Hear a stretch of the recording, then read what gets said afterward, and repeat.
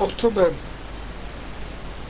87 was an important month for religion and for geopolitics. On 10 October, Imam Khomeini landed in Tehran and officially became the leader of the revolution and then the leader of the Shia Islamic Republic of Iran. 6 days later, Karol Wojtyła was elected Pope by John Paul II and chef of the Roman Catholic Church.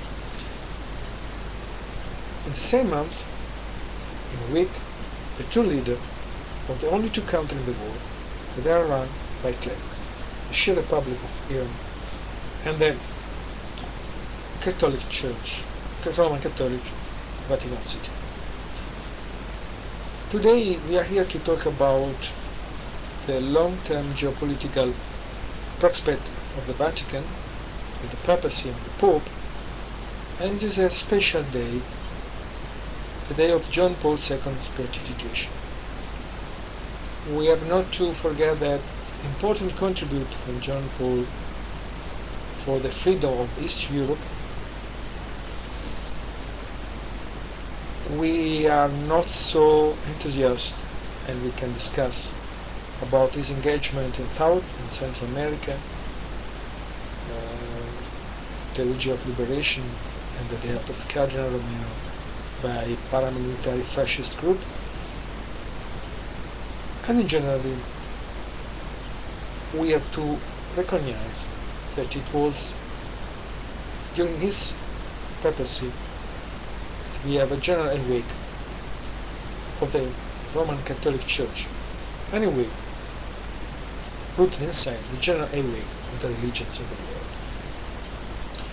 But before that we talk about the prospect of geopolitics, we have to focus on some basic elements. Without them we cannot understand the world scenario. First of all, the papacy. The papacy is an absolute elective monarchy, and the Pope is an absolute elected monarch, the only one in the world. Second, Vatican City. Vatican City is a state. And why Vatican City is a state? The Roman Catholic religion is the only religion in the world that has his own state. Dalai Lama, Archbishop of Canterbury, the biggest important imams, and so on. They are all guests. The Pope is the chef of his own country, a country protected by the untouchable sovereignty, consequence of the post-Westphalian order. That is a basic element. The Pope has his own law. The Pope makes his own law. The Archbishop of Canterbury is accountable to the law of the Queen, and so on and so on. But there are some elements, 6 elements, that make Vatican City a state something unique. First element, the Vatican City is a state without a people. No one that can make the leadership accountable.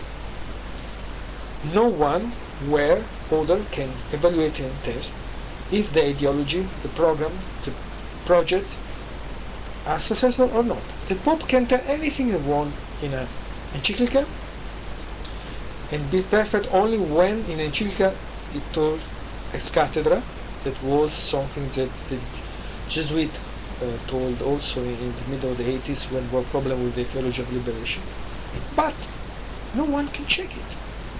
No one can go to his kingdom to check if the people are okay, if the people are happy, if what he thinks as a model works. For example, with the communist Soviet Union, it was possible to check that the system doesn't work. The theory was a thing, the reality was a different one. Second, the Pope has not external enemy, no risk of invasion, nothing at all. It makes the papacy free to tell anything he wants, sure that doesn't risk. The Pope has not internal opposition. In the Catholic Church, either you are with the leadership or you are out. The Pope has immense soft power, but at the same time the papacy has an extremely interesting, strong hard power, financial power of the Vatican. And last but not least, the Vatican is the only state in the world that can act like a non-state actor.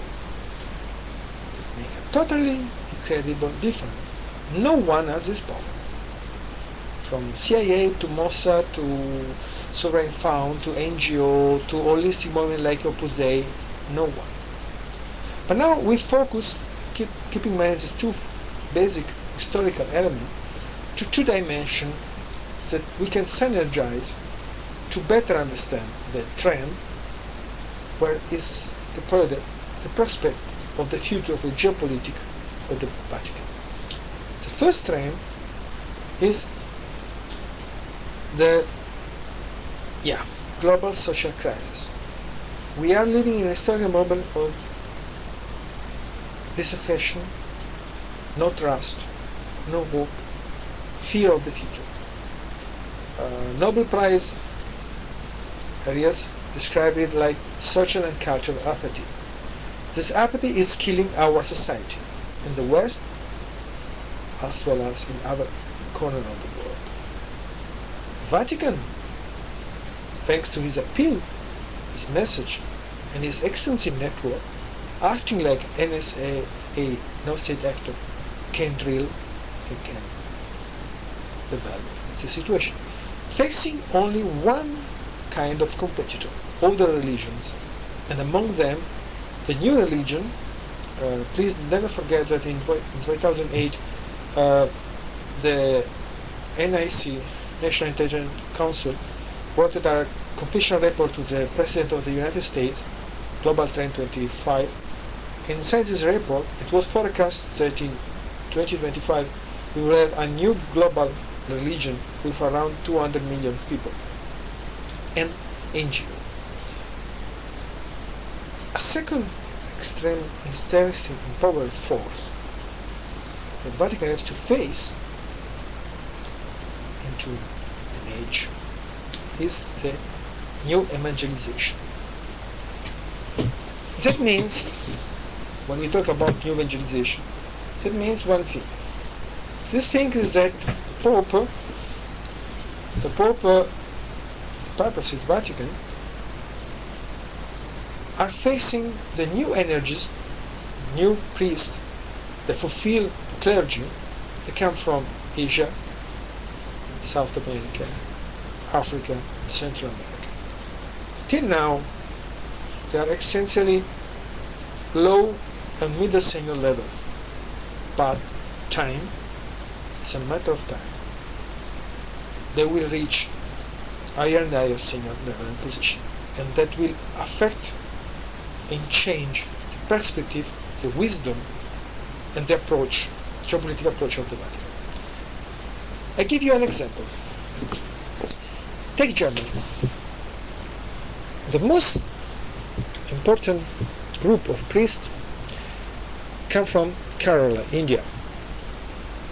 And the churches in India, Franciscan and so on, they consider Germany in the 21st century a missionary land. They send priests in missions, not in perishing in Germany. The meaning is clear. Now that we have cleared the two forces, we can face the trend. The trend is a global, universal request of religious representation and power. A global, universal request that comes from the grassroots to reach the highest level of our societies. I want to play you 3 examples: China, USA, and the crisis about the modernity.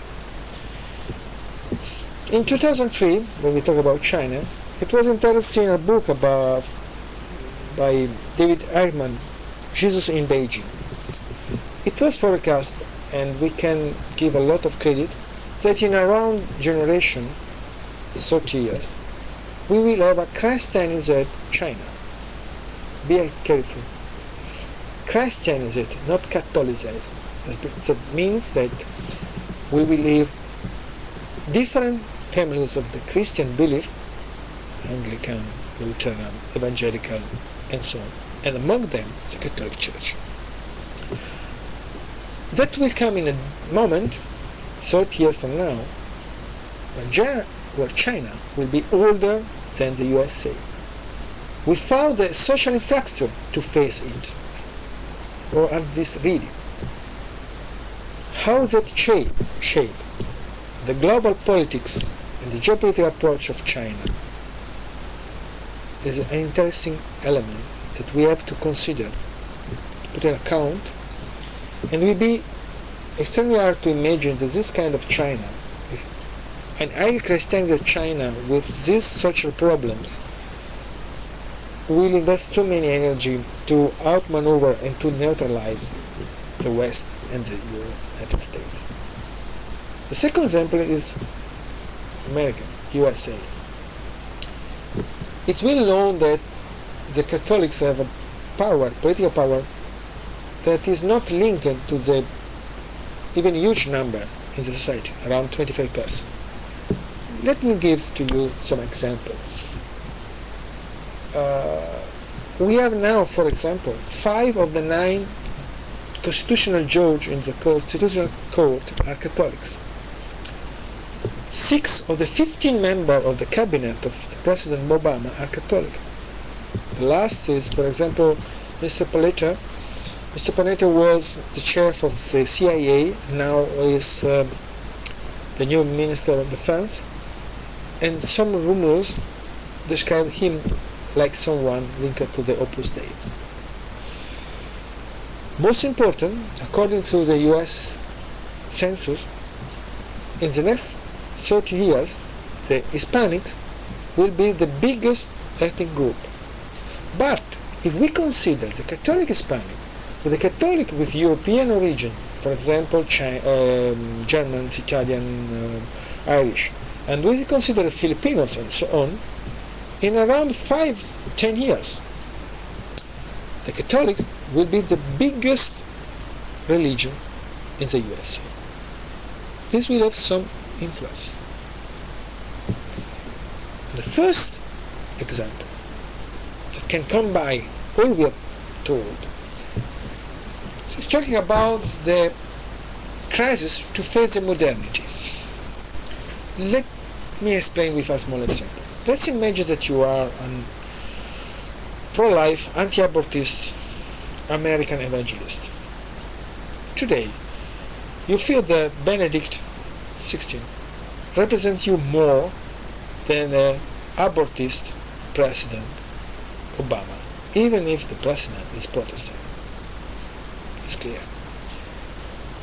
What will be the future? Time, and again time. Geopolitics is to gain time, is also to gain time, not only also. Time will decide. If we are not able to change our society, if we are not able to modify the general mood of crisis, of loss of hope, of desperation, of fear of the future, Vatican is approach, demography, immigration, and so on, will succeed. If we are able to change and to repair the mistakes that we are making, a more equilibrated, secular vision, like French, like the English tradition, will be the dominant one. That is a challenge. It's up to us to choose which future we want. In any case, we thank the Pope for what he done, and we remember what he did not.